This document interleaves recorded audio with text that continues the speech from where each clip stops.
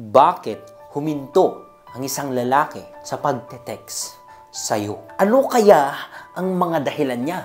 Yan ay ating pag-uusapan sa video na ito at kung excited ka nang malaman, excited din ako mag-share. Tara, simulan na natin.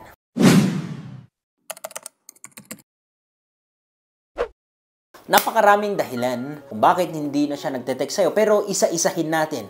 Malay natin nandito yung sagot ng mga katanungan sa isipan nyo. Okay, number 1 na dahilan kung bakit huminto siya or hindi na siya nagre-reply sa'yo ay maaaring busy. Hindi po ibig sabihin na kapag hindi na siya nagre-reply or medyo matagal na siyang mag-reply or ang bagal niyang mag-reply ay ibig sabihin meron na siyang iba. Ay hindi po ibig sabihin na meron na siyang iba.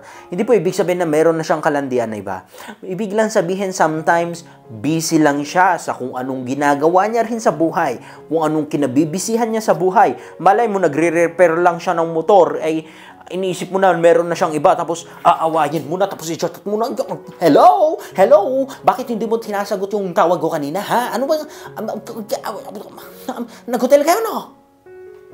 No, sometimes busy lang sa buhay, sa daily life, sa araw-araw na pamumuhay, and medyo bawas-bawasan ang mabilisang magdududa. Especially kapag may business yan, malay mo na promote sa trabaho, great power takes great responsibility ka nga, maring busy lang yan. So, hindi big sabihin na hindi ka na niya mahal. Si isip mo lang po yan na hindi ka niya mahal. Pero, baka mahal na mahal ka naman. Okay? Ayos, proceed na tayo sa number 2 na dahilan. You scared him.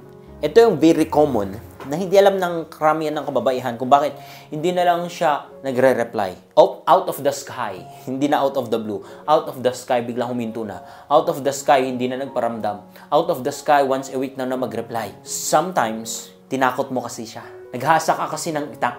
Tapos nakita niya. Nalaman niya kasi na hitman pala ang tatay mo, nangangain pala ng kalbo, kaya hindi na siya nagpaparamdam, natakot siya. Joke lang. Hindi po ganun. Sometimes, natatakot siya. Tinakot mo siya in a way na like for example, para maintindihan mo, baka nag-offer ka agad or nag-propose ka agad ng magpapakasal na kayo. Which is, karamihan sa mga lalaki hindi pa ready. Yun yung kinatatakutan namin. Deeper na commitment sa God, especially kapag bago pa lang kayo. Or kahit medyo umabot na ka ng 2 taon, kung hindi pa yan ready, at kung talagang wala pa sa kanyang puso ang pakasalan ka, do distance siya yan. Hindi yan magre-reply. Lalayo niya muna ang kanyang sarili kasi natatakot. You scared him. Ngayon, hindi ko sinasabing na tama yung ginagawa niya at mali yung ginawa mo. Okay? Pero, hindi ko rin sinasabi na tama rin yung ginawa mo. Ang point lang natin dito, if he is really serious about you, hindi ka niyan lalayuan. Papaliwanag niya na hindi pa siya ready. Gusto niya or gagawa siya ng way para malaman mo na it's not time yet. Meron pa tayong mga ibang priority sa buhay. So, ang tanging gawin mo lang dito is that intindihin mo. Pero kung mapapansin mo na wala naman talaga siyang plano, especially kapag hindi pa siya nagsishare or nakikita mo naman sa kanyang galaw kung wala pa siyang plano sa buhay, hanggang sex lang pala ang habol sa'yo, is that, kaibigan, delikado ka. You need to distance yourself. Number 3, na dahilan kung bakit huminto siya, hindi na siya nagre-reply sa'yo, ay you said something that offended him. Of course, ito yung lantaran na alam mo kung bakit hindi na siya nagpaparamdam or kung bakit hindi siya nagre-reply ng 2 minuto. Dahil sa nasaktan mo siya. At least meron ka ng idea.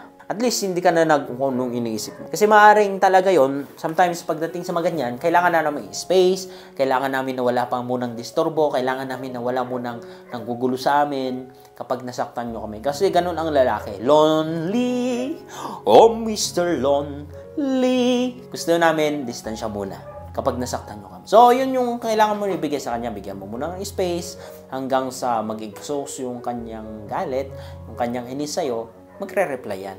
Magre-reply. Okay?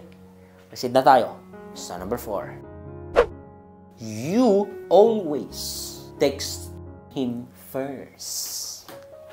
Yes. Bago ba sa tainga mo?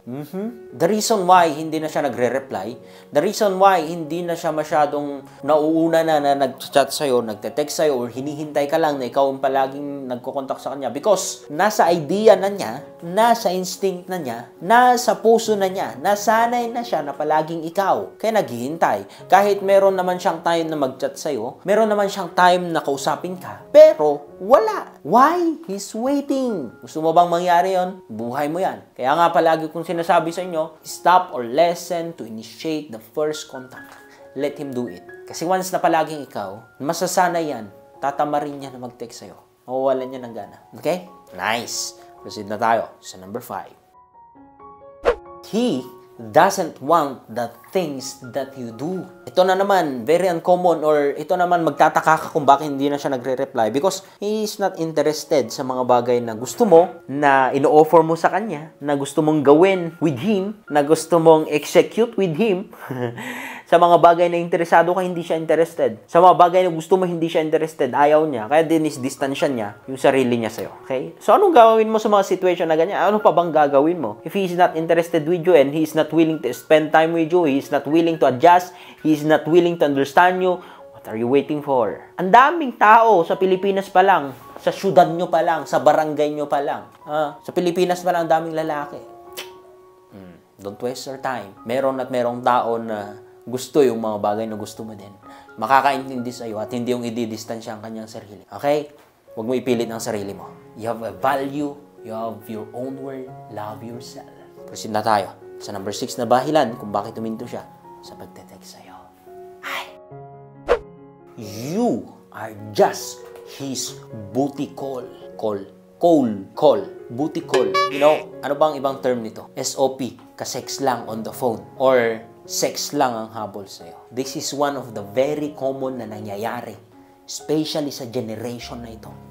Sa mga kabataan, sa panahon na ito. Ang dami. Booty call lang yung kanilang relationship but no deep or emotional or talagang relasyon na ang NI marriage. Wala. The reason is that booty call lang. Kung napagod na, nagsawa na, kung ayaw na niya ng katawag, ayaw na niya ng style mo, napagod na sa lasa mo, ayaw na sa lasa mo, iwan ka na lang sa ere.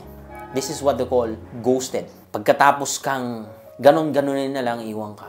Ito na nakakalungkot nangyayari. The reason why I am always against sa sex outside marriage. Because you don't know if talagang siya yung para sa'yo. I'm telling you is that kapag ready ka na mag-asawa, o ka lang, mag-open ng mga relasyon na ganyan. Hindi naman niya mawawala eh. Okay? Hindi ko sinasabi na sigurado agad yung makikilala mo kapag ready ka mag-asawa, but at least, you're ready. At least, hindi kawawa yung magiging anak mo. At least, hindi mo iaasa sa iba. Meron kang stable na job, stable na income, sariling bahay, at mas matured na ng pag-iisip. Kasi mostly, most of the time, ganun ang nangyari, booty call lang. Sex on the phone lang. After that, wala, nagsawa na, wala na, cut na. Kakalungkot, no? Honestly, I'm one of those. Hindi ako nagmamalinis. Mahilig din ako nung kabataan ako ng gano'n. Medyo, parang akala nyo bata pa ako, sa mukha lang po, baby face. But you know, ako yung isa. Pag nagsawa na ako, ayaw ko, at meron ng bago na mas maganda, mas sexy, mas magaling sa booty call, mas malasa yung kanyang mga words or dila. Doon ako, iwan. Kakalungkot, no? That's why hindi ako nagmamalinis. Pero ang may advice ko lang sa inyo, don't take that risk. Huwag ka umasa na sana magbabago siya. Pero hindi naman kita dinidisappoint. There's nothing impossible. But my question is, are you willing to risk yourself? The opportunities, the chances na mamimiss mo para lang sa booty call na yan. Buhay mo yan. Okay? And last but not the least, of course, ito ang very common na ito talaga ang nangyayari, is that he is with someone. If he cut off your communication, yung pagte-text sa'yo, pagre-reply, ibig sabihin, he is with someone. Hindi siya busy, hindi siya offended sa'yo, hindi siya nasaktan sa'yo, wala kang nagawa sa kanya, hindi ikaw yung kanyang booty call, pero hindi rin ikaw yung kanyang someone. Meron at meron palang nagmamayari sa kanya. Nag-break lang sila, nagkabalikan, iwan ka. Naging panakip butas ka lang. Ito yung pinakamasakit.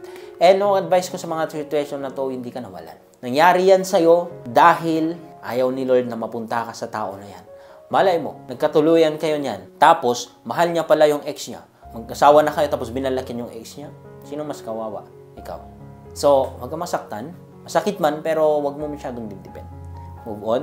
Masakit, pero you know, he is not the right person for you. Okay? Back sa goal. Sabi ko nga, tsaka na lang kasi. Kapag ready ka na mag-asawa, don't date just for fun. Date for marriage. That's it for today's video. Maraming salamat. Ingat po kayo palagi and God bless.